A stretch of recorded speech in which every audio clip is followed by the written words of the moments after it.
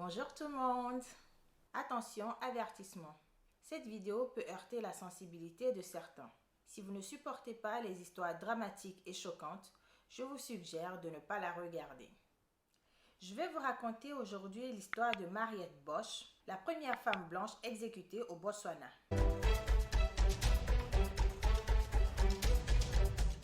Mariette Songalen Bosch est née en 1950 en Afrique du Sud. Elle était la fille d'un riche propriétaire de magasins d'alcool dans son pays.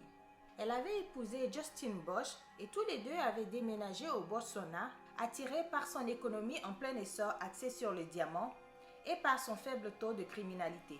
Ils s'étaient installés à Pakalan, un quartier de la capitale populaire auprès des Sud-Africains blancs aisés.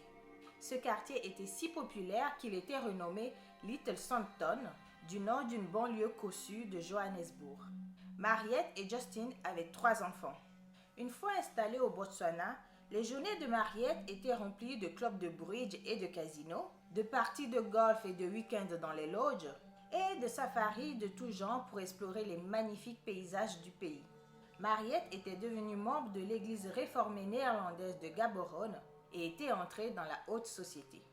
Le couple Bosch s'était lié d'amitié avec Maria Magdalene et Martinus Volmaras, Ria et Tenny pour les amis. Les 2 femmes suivaient ensemble des cours de décoration de poupées en porcelaine et confectionnaient des gâteaux. En 1995, Justin meurt dans un tragique accident de voiture. Peu de temps après, Mariette et Tenny ont commencé à avoir une liaison. En effet, les Volmarans s'étaient séparés 2 ans auparavant en 1993, mais ils s'étaient remis ensemble l'année suivante. Les choses n'allaient toujours pas bien dans leur mariage quand la liaison a débuté entre Mariette et Tenny. Quelques mois après la mort de son mari Justin, Mariette et Tenny s'étaient rendus dans un motel de Johannesburg et avaient eu des rapports sexuels. D'ailleurs, Tenny lui avait promis qu'il divorcerait de sa femme. Entre-temps, Mariette avait avoué son amour pour Tenny Volmarans à sa belle-sœur Judith, avec qui elle entretenait une relation pour le moins acrimonieuse. Elle lui avait même confié vouloir l'épouser.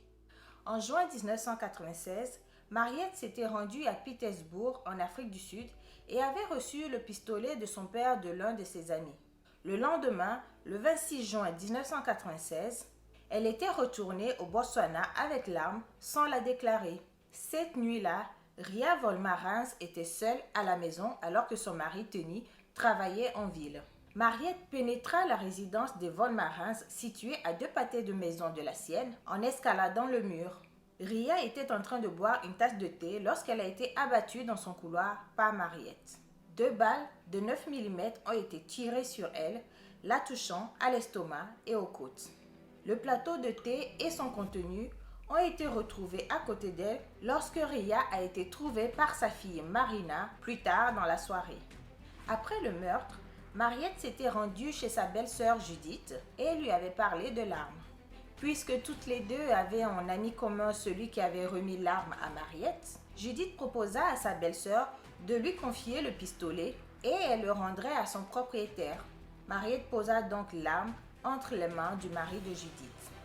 Lorsque la police a découvert le corps de Ria Volmarans abattu dans le couloir de sa maison, ils n'avaient pas la moindre idée de qui avait commis le meurtre. Pendant des mois, les détectives de la capitale Gaborone ont cru qu'elle avait été victime d'un cambriolage bâclé et n'ont pas mentionné de suspect particulier. En septembre 1996, soit 3 mois après le meurtre, après avoir commandé une robe de mariée à un grand créateur de Pretoria, Mariette et Tenny s'étaient fiancés en secret en Afrique du Sud. Lorsque Judith a découvert le mariage et s'est souvenue des révélations de sa belle-sœur, elle a tiré ses propres conclusions et a apporté l'arme à la police. En octobre 1996, la police a arrêté Tenny, le soupçonnant d'être impliqué dans le meurtre. Mais il a été relâché après une soirée et n'a jamais été inculpé. En effet, Tenny avait un alibi solide pour la nuit du meurtre, car il pouvait prouver qu'il travaillait loin de la maison ce soir-là. La police a également arrêté Mariette et la balistique a confirmé que le pistolet qu'avait remis Judith était bel et bien l'arme du crime. Sans se décourager par le fait que Mariette ait été accusée du meurtre de sa première femme, Tenny l'a épousée et l'a soutenue. En attendant sa condamnation, la quinquagénaire avait été incarcérée à la prison centrale de Gaborone. Le procès de Mariette s'est ouvert en décembre 1999. Un psychiatre qui a servi de témoin expert de la défense a fait valoir que Mariette n'avait pas le profil d'un tueur et n'était pas capable de mentir.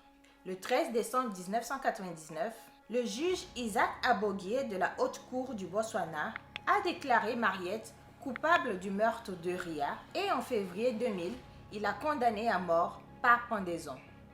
La seule réaction de Mariette à l'écoute du verdict a été d'enfoncer ses ongles dans son bras. En 2001, Mariette a fait appel le 30 janvier, mais la Cour d'appel du Botswana l'a rejeté, jugeant que l'explication de l'affaire par Mariette n'était pas convaincante. À ce stade, la seule possibilité pour Mariette d'être sauvée d'une exécution aurait été une grâce du président botswanais Festus Mogae. Celui-ci a déclaré qu'il n'envisageait pas d'accorder la clémence à Mariette. 2 mois après le rejet de l'appel, Teni avait essayé de rendre visite à sa femme à la prison de Gaborone. On lui a alors dit qu'une inspection était en cours et il n'a donc pas réussi à effectuer la visite. Ce jour-là, l'arrêt de mort de Mariette avait été donné. Après avoir passé 1 an dans le couloir de la mort, Mariette Bosch a été pendue très tôt le matin du 31 mars 2001. Le système de justice pénale du Botswana n'a pas de dernier repas désigné pour les exécuter et aucun sédatif n'est donné à un prisonnier avant son exécution. Un représentant religieux, un médecin, un bourreau et les responsables de la prison étaient présents. Sa famille et ses avocats n'avaient pas été informés à l'avance de son exécution. Le lendemain de la pendaison, sa famille était en voiture pour lui rendre visite à la prison lorsqu'ils ont appris la pendaison à la radio. Teni a déclaré qu'il n'était même pas au courant de l'emplacement de la tombe de Mariette sur le terrain de la prison.